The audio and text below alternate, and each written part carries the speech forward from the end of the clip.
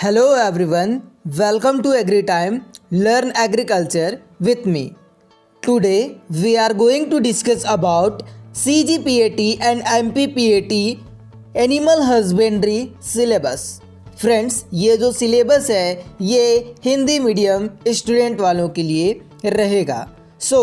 हम animal husbandry यानी कि पशुपालन को इसका जो सिलेबस है इसको हम 3 भागों में डिवाइड कर सकते हैं। पहला आपका रहेगा एनिमल साइंस का, ठीक है, जिसमें हम जानेंगे पशुओं के बारे में, उनके प्रजनन के बारे में, उनके शरीर के बारे में, इन सभी चीज़ों के बारे में। दूसरे पार्ट में हम दूध उत्पादन, उनके दूध कैसे हम, कितनी विधियाँ होती है, ठीक है, दूध को कैसे हम सुरक्षित रख सकते हैं, क्या क्या उसमें कमियाँ होती हैं, हानियाँ क्या होती हैं, ठीक है, उसके अंतर्गत। तो इन सभी के बारे में हम डिस्कस करेंगे पार्ट 2 में। पार्ट 3 में है आपका पोल्ट्री, ठीक है, पोल्ट्री फार्मिंग, कुक्कुट पालन। तो 3 भागों में डिवाइड किया हुआ है हमने। फर्स्ट जो भाग है या फर्स्ट जो चैप्टर रहेगा आपका, ठीक है, तो आपका फर्स्ट रहेगा आपका एनिमल साइंस, जैसा कि मैंने आपको बताया, और इसके अंतर्गत कौन कौन से जो चैप्टर्स हैं उसको आपको पढ़ने हैं, ये हम चलिए देखते हैं। यहाँ पे चैप्टर 1 में है आपका एनिमल एनाटॉमी यानी कि पशु शरीर रचना एवं क्रिया विज्ञान। इसके अंतर्गत आपको पशुओं का वर्गीकरण, गाय भैंस भेड़ बकरी के बाह्य अंगों की जानकारी, गौ पशुओं के विभिन्न आंतरिक अंगों एवं संस्थानों की जानकारी, जैसे हो गया पाचन तंत्र, प्रजनन तंत्र, दूध क्षरण तंत्र, इन सभी के बारे में आपको एनिमल एनाटॉमी में पढ़ना है और हम पढ़ेंगे भी। ओके। दूसरा चैप्टर है आपका एनिमल राशन एंड विटामिन्स, पशु आहार एवं विटामिन।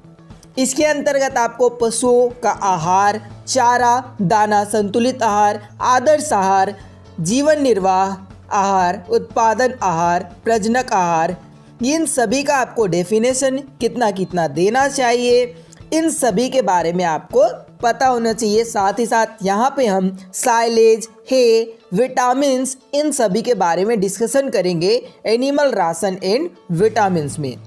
इसके बाद थर्ड चैप्टर है आपका एनिमल ब्रीडिंग का, पशु प्रजनन का। तो प्रजनन के बारे में यहाँ पे डिस्कशन करेंगे कि पशु चयन क्या होता है, चयन के क्या क्या प्रकार होते हैं, प्रजनन क्या होता है, ब्रीडिंग क्या होता है यानी कि एनिमल ब्रीडिंग, प्रजनन के कितने प्रणाली होते हैं, कृत्रिम गर्भाधान जो कि मोस्ट इम्पॉर्टेंट है, मेंडल के नियम क्या हैं, इन सभी के बारे में हम एनिमल ब्रीडिंग में डिस्कस करेंगे। आगे देखते हैं फोर्थ चैप्टर है आपका एनिमल ब्रीड्स। इसमें हम पशुओं की विभिन्न नस्लों और जातियों के बारे में डिस्कशन करेंगे। गाय व भैंस की नस्लों का वर्गीकरण करेंगे, बकरी और भेड़ की नस्लों का वर्गीकरण इस चैप्टर में हम करेंगे। नेक्स्ट चैप्टर है आपका एनिमल डिसीज, पशुओं की बीमारियां। तो इसमें हम जितने पशु हैं, ठीक है, जो हम उपयोगिता में लाते हैं, तो उनके बीमारियों के लक्षण जानेंगे, बीमारियों का वर्गीकरण करेंगे, बीमारियों के नामों के बारे में जानेंगे, लक्षण व उसके रोकथाम कैसे कर सकते हैं, इन सभी के बारे में हम एनिमल डिसीज चैप्टर नंबर 5 में करेंगे। ओके। इसके बाद नेक्स्ट चैप्टर है एनिमल केयर मैनेजमेंट एंड जेडिंग, पशु देखभाल प्रबंध एवं निर्णयन।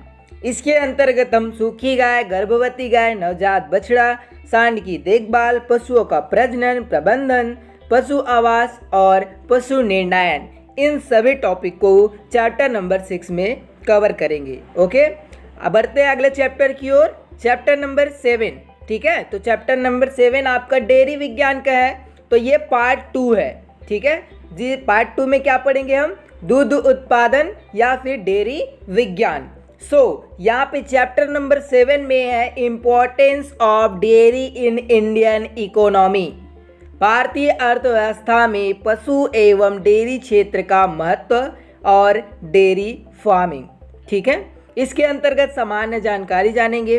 श्वेत क्रांति क्या होता है, श्वेत क्रांति के विभिन्न चरणों के बारे में हम चैप्टर नंबर 7 में डिस्कशन करेंगे। आगे चैप्टर है आपका 8 मिल्क प्रोडक्शन, दूध उत्पादन। इसके अंतर्गत दूध क्या होता है, दूध के डेफिनेशन, दूध दोहन, दूध दोहन की कौन कौन सी विधियाँ होती हैं, दूध में पाई जाने वाली गंदगियाँ, स्वच्छ दूध उत्पादन के सिद्धांत, दूध दोहन के सिद्धांत, दूध को प्रभावित करने वाले विभिन्न कारकों के बारे में, स्वच्छ व साफ दूध किसे कहते हैं, ये क्या होता है, इन सभी के बारे में चैप्टर नंबर 8 दूध उत्पादन में हम डिस्कशन करेंगे। बढ़ते हैं अगले चैप्टर की ओर, जो कि आपका दूध का संगठन। इसमें हम दूध की विशेषता, विभिन्न पशुक दूध के औसत संगठन, दूध का संगठन, दूध के संगठन को प्रभावित करने वाले कारक, इन सभी के बारे में चैप्टर नंबर 9 में डिस्कशन करेंगे। बढ़ते हैं अगले चैप्टर की ओर, चैप्टर नंबर 10। यह है आपका दूध के भौतिक गुण, खीस तथा दूध अपमिश्रण। इसके अंतर्गत हम दूध के भौतिक गुणों के बारे में जानेंगे। लैक्टोमीटर क्या होता है, गर्बर विधि क्या होता है, ब्यूटारोमीटर क्या होता है, इन सब का उपयोग क्या क्या में किया जाता है, खीस क्या होता है, जो कि बहुत ही इम्पॉर्टेंट आपका टॉपिक होता है खीस एक, ठीक है। तो खीस क्यों उपयोगी होता है, इसका परिभाषा क्या होता है, दूध एवं खीस में क्या डिफरेंट होता है, अंतर क्या होता है, इन सभी के बारे में हम चैप्टर नंबर 10 में डिस्कशन करेंगे विस्तार से। आगे बढ़ते हैं चैप्टर नंबर 11। इसमें आपका दूध उत्पाद एवं दूध सहकारिता। इसके अंतर्गत हम दही, पनीर, छेना, खोआ, रबड़ी, मक्खन, घी, क्रीम, संघनी दूध, विशेष दूध, इन सभी के डेफिनेशन को जानेंगे। ये कैसे बनता है, इसकी क्या उपयोगिता है, इन सभी के बारे में चैप्टर नंबर 11 में डिस्कशन करेंगे।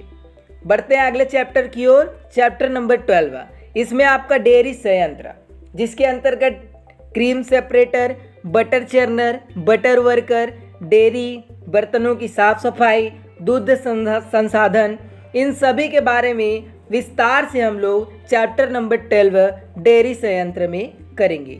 ओके ना। और अब बारी आती है आपका कुक्कुट पालन का, पार्ट 3, पोल्ट्री फार्मिंग।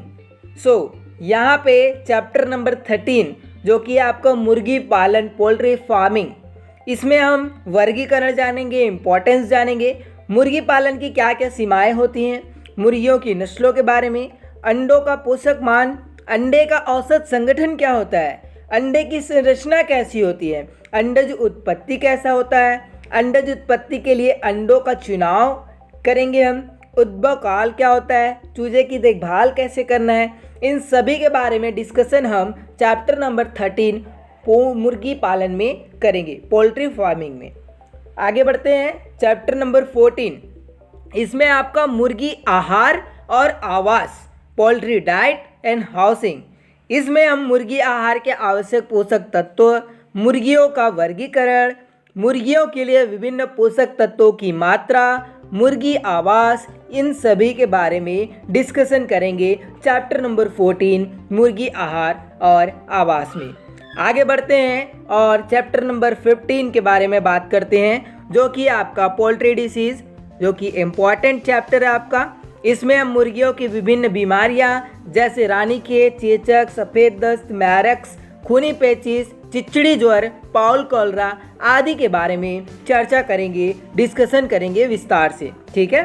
ताकि आपसे ये जो क्वेश्चन होते हैं ना, रानीखेत, चेचक, सफ़ेद दस्त, तो इससे जो क्वेश्चन है वो ज़्यादा पूछे जाते हैं, तो इस चैप्टर को हम अच्छे तरीके से पढ़ेंगे, ठीक है। तो ये जो 15 चैप्टर्स थे आपके, ये आपका एनिमल हस्बेंड्री का चैप्टर है।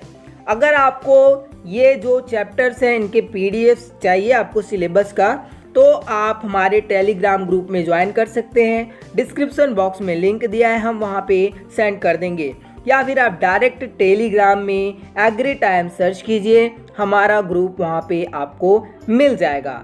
सो dear agrians, thanks for watching. Like कीजिए वीडियो को, शेयर कीजिए अपने फ्रेंड्स के पास, और चैनल पर नए हैं तो चैनल को सब्सक्राइब जरूर कीजिए।